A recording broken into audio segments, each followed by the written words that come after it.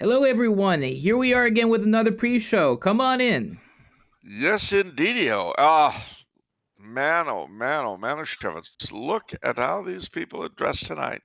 Once again, back to conventional elegance, white tie and tails for the gentlemen, ball gowns for the ladies. Honestly, this is the high point of my week. It's, it's like they're going into dinner, that old film, Dinner at Eight. Gosh, elegance. You breed that sort of culture, Charles, It's with not how my well fault. dressed you are. Oh, if I were that well dressed, I'd be in white tie myself. But When was the last time you were in white tie? last time I was in white tie was Mardi Gras. Hmm, that makes sense. Yeah. You Yeah. guys lived it up in Mardi Gras over in Austria?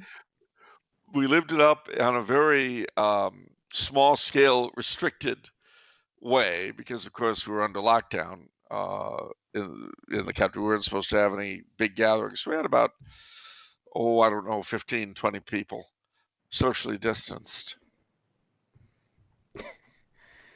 That's good. That's good. All right. On with the questions. A couple questions from Robert. Yes. Greetings, gentlemen. What does Charles think of the Principality of Liechtenstein and its current constitution?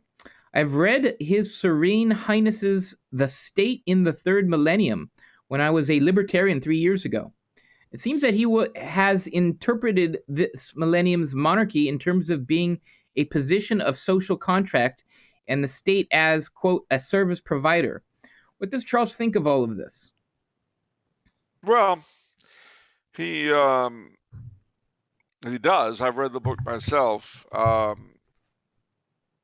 He certainly has sees things through a somewhat um, modern view without completely getting rid of the traditional.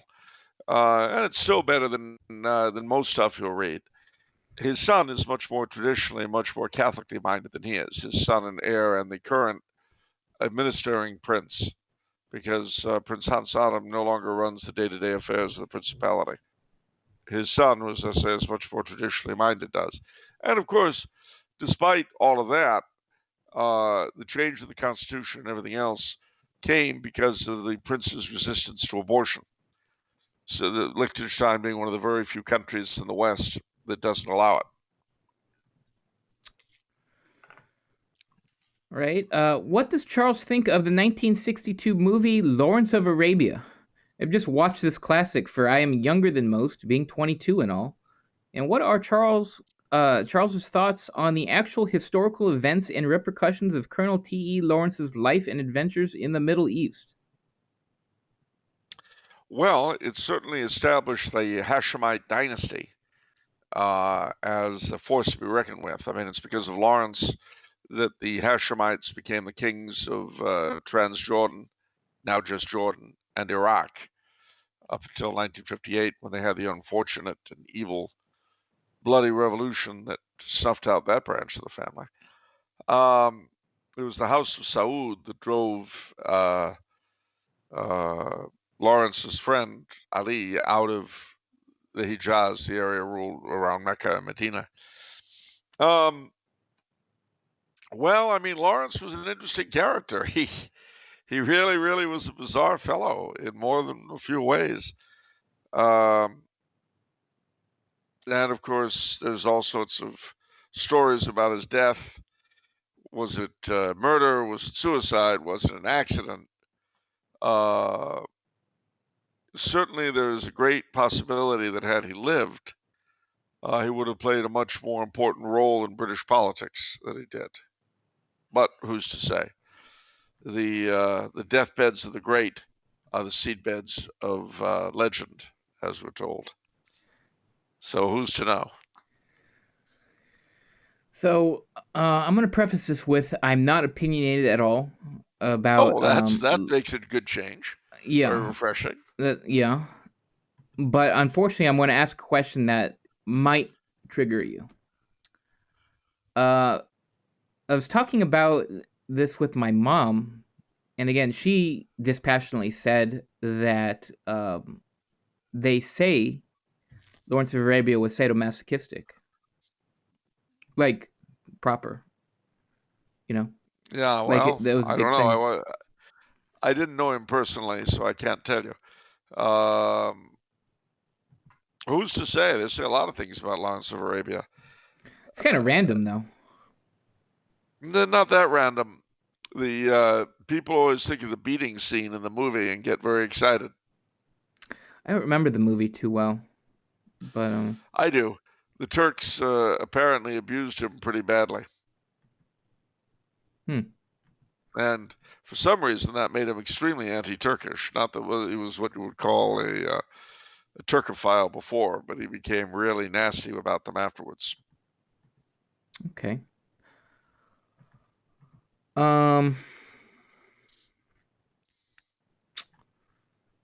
The repercussions of the movie had a huge cinematic effect. I just would add too, because if Sure. you notice, they rehashed that storyline with like a dozen different contexts. Like it's the same. Yeah. Like they took the Lawrence of Arabia storyline and they applied it to like what's like Dances with Wolves. Okay, we're gonna do Lawrence of Arabia with Native Americans. Yeah, or We're The gonna Last do Samurai. Last Samurai. Yeah, and there's a million others Avatar. there's a bunch of other movies, but I don't even want to say the movies on the show because I don't want to recommend them to people. But Well, look, you could also point out that Lawrence's version of unconditional warfare had a big influence on unconditional warfare. Our own Green Berets, Special Forces in the United States Army today, still use a number of his principles in unconventional warfare. what was his timeline? When did he live? World War One and the aftermath. Yeah, I remember. So that makes sense because I know that's a big pet peeve of yours is the unconditional surrender. There's two different things: unconventional, not unconditional. Unconventional warfare. I'm sorry. Unconventional I must have warfare. misheard you. Yeah. Sorry, or I misspoke. Unconventional warfare is when an individual basically goes in amongst a native population, militarizes them against one's country's enemies. So, for instance, very often when you go into organized guerrilla warfare anywhere, that's considered unconventional warfare. So let's say, for instance, that North America, the northeastern quarter of North America was occupied by some foreign power. And I was a Green Beret, and I was in much better shape than I am now, of course. And Para dropped in amongst the French Canadians to organize them as guerrillas against the occupiers, who we would be fighting elsewhere in a more conventional manner. Yeah. So I would train the French Canadians to blow up occupying railroad stations and harass their interior lines and so forth, while presumably the American and Canadian forces were fighting them in the field openly elsewhere. I see. All the partisan warfare during World War II, for instance, against the German occupiers, is very much unconventional warfare, and our own work with the Montagnard and the Mayo tribesmen in Vietnam and Laos owed something to Lawrence. All right. Question from Nicholas. All right. Given his rise in prominence over the past couple of years, I'm curious to hear Charles's thoughts on the young Nicholas J. Fuentes. Is he a flash in the pan figure destined to remain perpetually on the fringes of American political discourse? Or is he someone with the type of staying power necessary to effect real political change and moved the country in the direction that those like Pat Buchanan only hoped to. To put it more simply, is he based or cringe? Well, firstly, I have to admit I know of Mr. Fuentes. I don't know him personally. Look at And angel from heaven or demon from hell. Right human now. from purgatory. No, I'm sorry. Human from purgatory. No, and that's the way these questions often go. Angel from heaven or demon from hell. And the answer is, I don't know. I don't know him well enough really to comment intelligently upon him. But there are several thoughts that should be borne in mind. One is beware of salvation through politics. Yeah. Now, I know that Mr. Fuentes is a Catholic. I don't know how deeply informed he is. I don't know how much the Catholic social vision is a part of what he's doing. I don't know any of that. The more Catholic he is as a politician, the likelier he is to have a positive effect. But the problem you have is that it's much easier to have a negative effect as a politician than a positive one. And that's because while you can screw things up politically, repairing them, especially in a situation like ours, which is so totally messed up because of so many reasons, it requires more than just politics. It requires cultural changes, and those in turn ultimately will require religious ones. Now, having said that, another way to look at this question is what sort of a future do I see for Mr. Fuentes? I'm sorry, the crystal ball is clouded. I left the tarot cards at home in America. I don't have nothing to go on as far as his future goes. Sorry about that. If I ever have Chinese food with him, I'll snag his fortune cookie. I don't know.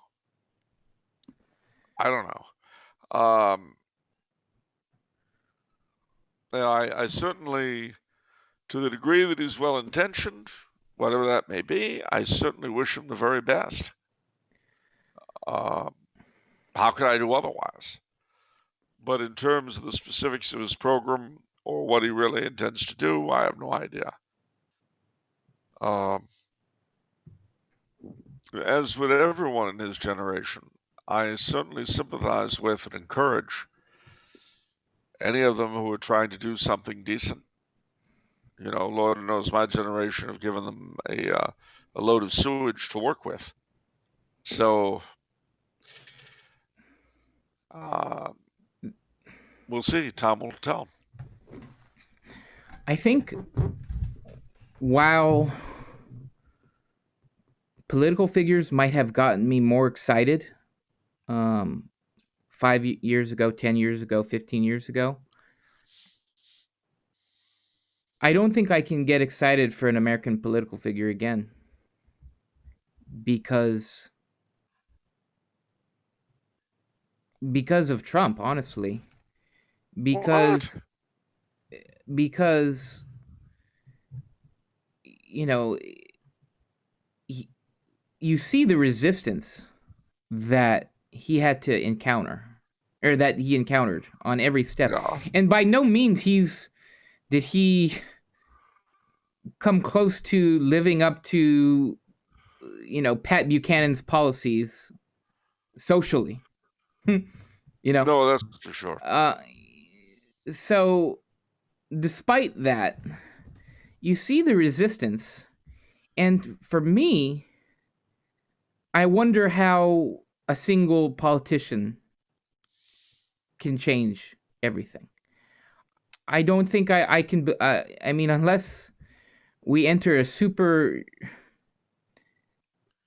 bizarro world thing with a strong man and totally different dynamics with actual military force, which I don't want to do.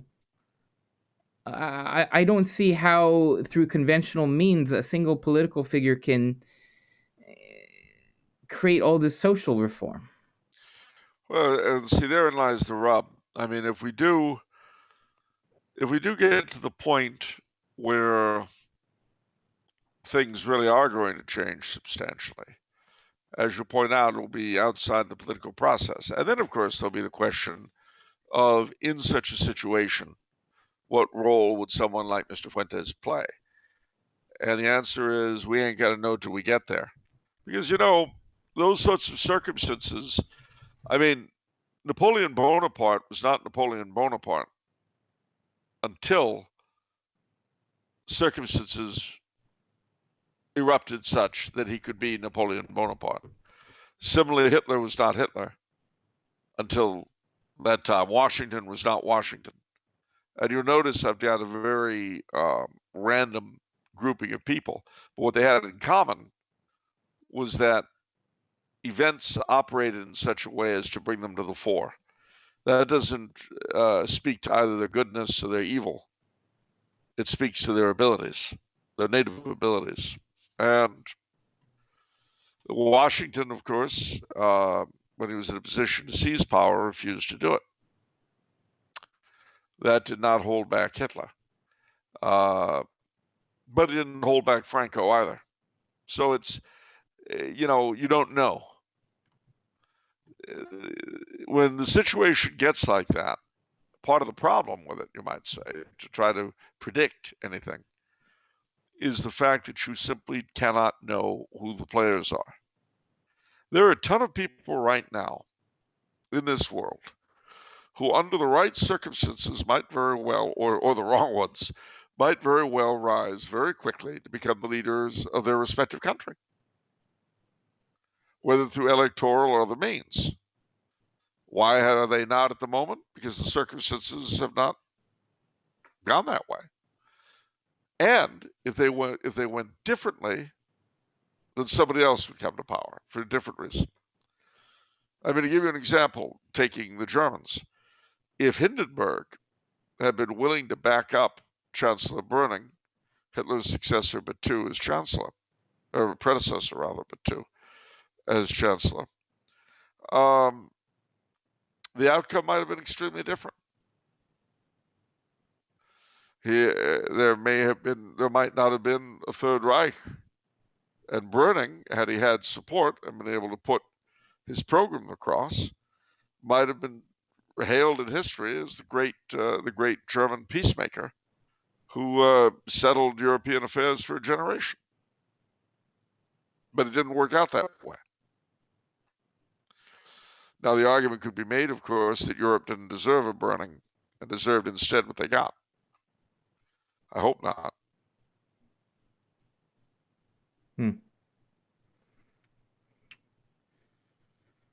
Yeah. Okay. All right. Question from Joseph. All right. Hello, Vinny and Charles. I was listening to a video of yours on religion, science, and truth, and it brought to mind the movement of evangelical philosophers such as William Lane Craig and Alvin Plantinga, who are out to prove that faith, reason, and science are easily reconcilable. Both, especially Craig, have manhandled many of the so-called new atheists, such as Sam Harris, Christopher Hitchens, and others. While these evangelicals aren't fellow Catholics, I wonder if you find their ventures particularly meritorious or worthwhile. I don't know enough about either of them to really say. I mean, to the degree that they're doing what our questioner asks, I think that's great. But I really don't know enough to comment intelligently. You know who would, actually, is Professor Biersack, because Bill reads a lot of science stuff. He's really into the whole everything when it comes to creation, evolution, all of those things. And I was talking with him, and he was talking about there is a book out there by Protestants, I guess, Protestant scientists who set out to prove that the world was in fact created in 7 days, which is interesting. But he was a little frustrated that it came from a Protestant perspective, because he felt, there are obviously going to be gaps there. I'll say. Well, yeah. And another one who would have known would have been the late lamented Bill Zook, Hmm. who you remember there wasn't a Protestant philosopher going. Bill didn't know all about. Yeah, that's true. There's a reason we called him Infallible. Oh. Yeah, so ask the Bills. Yeah, the Bills know. There was Bill Zook, Bill Feeney, and Bill Biersack, and now we only have Bill Biersack. That's right.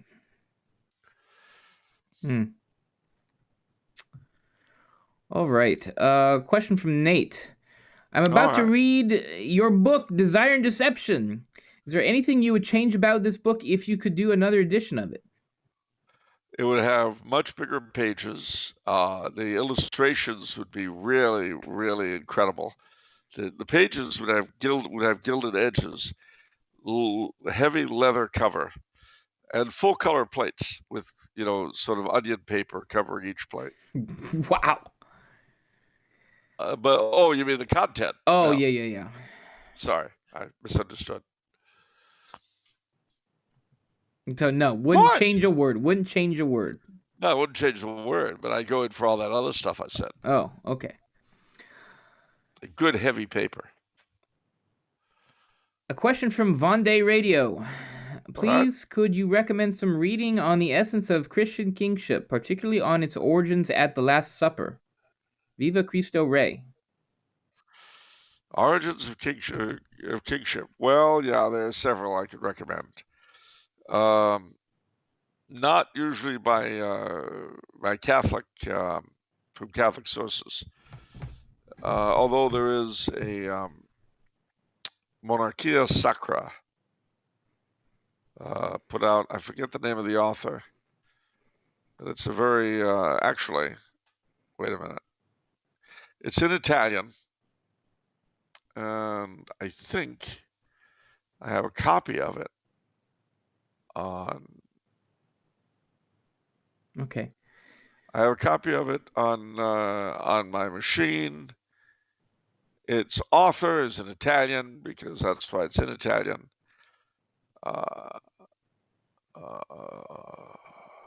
It doesn't have an author. Man, that's too bad. All right, never you mind. Anyway, so I would say Mark Bloch, The Royal Touch, is a good book. Marcbloch.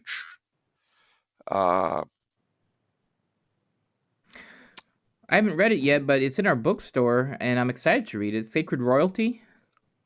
Yes, who's the author? Jean Hany? Oh, yes. That's a very good book, Jean Hany. Thank you. I recommended you get it, so I should have remembered that right off. Actually, if you go to the Tumblr House website, you'll find the extended bibliography from Star Spangled Crown. Right. I would recommend it highly. That is right. I'm going to take this opportunity to gratuitously plug a book. I'm going to grab it right now. 1 second. Okay.